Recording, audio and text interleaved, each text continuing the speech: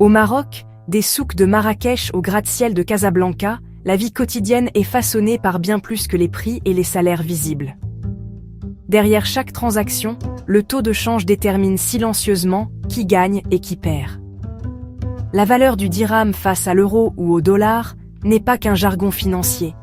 C'est une force qui impacte le pouvoir d'achat de chaque Marocain. Même un léger ajustement du taux de change peut déplacer des milliards de dirhams, redistribuant la richesse à travers le pays.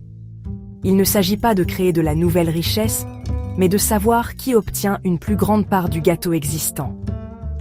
La politique du gouvernement visant à maintenir un dirham fort en 2026 a préparé le terrain pour des gagnants et des perdants clairs. Pour comprendre qui en bénéficie réellement, nous devons suivre le flux des devises étrangères à leur entrée au Maroc et voir où elles atterrissent. C'est l'histoire de la manière dont un nombre abstrait sur un écran devient un outil puissant de redistribution économique. Qui s'enrichit grâce à la force du dirham et qui en paie le prix? Notre enquête commence maintenant. Les taux de change ne créent pas de richesse, ils la déplacent. Lorsque le dirham se renforce, les Marocains détenant des dirhams peuvent acheter plus de biens étrangers, tandis que les étrangers trouvent les produits marocains plus chers. Cette balançoire invisible signifie des gains pour certains, des pertes pour d'autres. En 2026, un dirham fort favorise ceux qui gagnent en devises étrangères ou qui achètent des importations, tandis que les exportateurs et les producteurs locaux sont confrontés à de nouveaux défis. Chaque transaction transfrontalière, les transferts de fonds, les importations, le tourisme, est affectée par ce seul chiffre. Le choix du gouvernement de maintenir un dirham fort est une décision stratégique, qui désigne des gagnants et des perdants. Des importations bon marché et un pouvoir d'achat accru pour certains se font au détriment d'exportations en difficulté et d'industries locales sous pression. La question clé, qui est du côté des gagnants dans ce jeu de devises?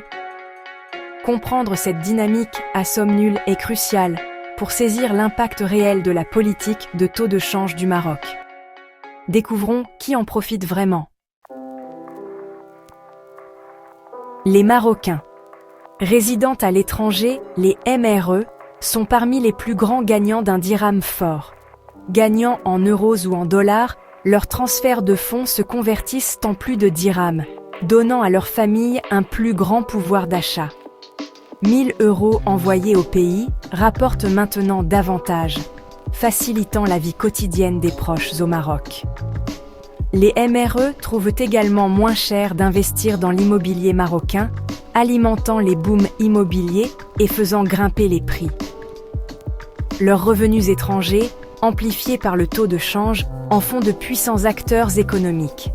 Lorsqu'ils visitent, leurs dépenses stimulent les entreprises locales et leurs budgets de vacances sont plus avantageux.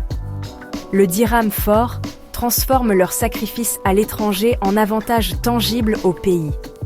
En 2026, les MRE sont de clairs gagnants, s'enrichissant eux-mêmes, leurs familles et l'économie marocaine. Mais cet afflux de capitaux étrangers a aussi des effets secondaires, notamment sur les marchés locaux. L'avantage des MRE est une pièce maîtresse du puzzle économique marocain. Le secteur du tourisme et les importateurs prospèrent grâce au dirham fort. Pour le tourisme haut de gamme, une monnaie stable signale la sécurité et la modernité, attirant les voyageurs aisés. Les hôtels et les voyagistes bénéficient d'équipements importés moins chers, améliorant leurs offres à moindre coût. Les importateurs, cependant, sont les plus grands gagnants. L'électronique, les voitures et les produits de luxe deviennent tout moins chers à importer. Ces économies peuvent augmenter les profits ou être répercutées sur les consommateurs, améliorant le niveau de vie des Marocains urbains. Les supermarchés regorgent de produits internationaux et les industries dépendantes des machines importées voient leurs coûts diminuer. Le dirham fort est une aubaine pour toute entreprise important des biens ou des matières premières. Des magnates du transport maritime aux petits commerçants, l'écosystème de l'importation est en plein essor. Pour les classes moyennes et supérieures du Maroc, les biens du monde sont plus accessibles que jamais. Mais cette prospérité n'est pas partagée par tous. Pour de nombreuses familles marocaines, surtout en dehors des grandes villes, les avantages d'un dirham fort sont lointains, mais les inconvénients sont bien réels. Les pertes d'emplois et la pression sur les salaires dans les secteurs d'exportation frappent durement les ménages locaux. Des importations moins chères ne sont d'aucune aide si votre emploi est menacé ou si votre salaire stagne. Les prix de l'immobilier montent en flèche, alors que les MRE et les investisseurs étrangers inondent le marché, rendant le logement inabordable pour de nombreux locaux. Le coût des produits essentiels comme le loyer et les aliments locaux augmente, érodant tout gain provenant des importations moins chères. Les petites entreprises et les artisans font face à une concurrence féroce des produits importés, menaçant les industries traditionnelles. Cet effet de maladie hollandaise peut vider la production intérieure, rendant le Maroc dépendant des importations et vulnérable au choc. Les producteurs locaux ne sont pas moins qualifiés.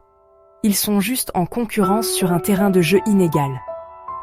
Pour ces groupes, le dirham fort est une menace, pas une bénédiction. Cette politique risque de saper les fondations mêmes de l'économie marocaine. Le taux de change façonne les choix quotidiens des familles et des entreprises. La famille Alaoui à Rabat profite de produits importés moins chers, mais ne peut pas se permettre une maison alors que les prix montent en flèche. Leur fils peine à trouver du travail à mesure que les emplois manufacturiers disparaissent.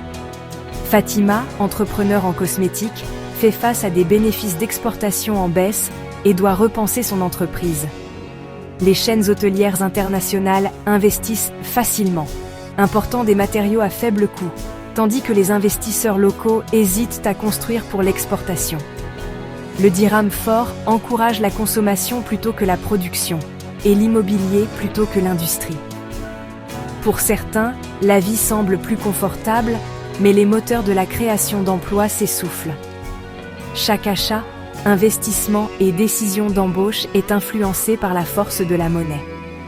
Le résultat, une nation qui consomme plus, produit moins et risque sa croissance à long terme. La main invisible du taux de change guide l'avenir économique du Maroc. L'histoire du dirham fort au Maroc en 2026 est celle d'un transfert de richesses silencieux et massif. La politique gouvernementale a créé des gagnants clairs, les MRE, les importateurs et les consommateurs urbains. Pour eux, la force du dirham signifie prospérité et stabilité, mais les exportateurs, les producteurs locaux et les ménages vulnérables en paient le prix par des pertes d'emplois et des moyens de subsistance érodés. Le véritable coût d'une monnaie forte est caché dans ces compromis. Pour comprendre qui s'enrichit, nous devons regarder au-delà de la surface des prix stables et des biens importés. Chaque décision politique modifie l'équilibre économique, transférant le pouvoir d'achat d'un groupe à l'autre. Le dirham n'est pas seulement un symbole de force, c'est un outil qui façonne les destins. Ce n'est qu'en voyant ces mouvements cachés que nous pouvons saisir la véritable histoire économique du Maroc. La question demeure, à quel prix la stabilité est-elle obtenue ?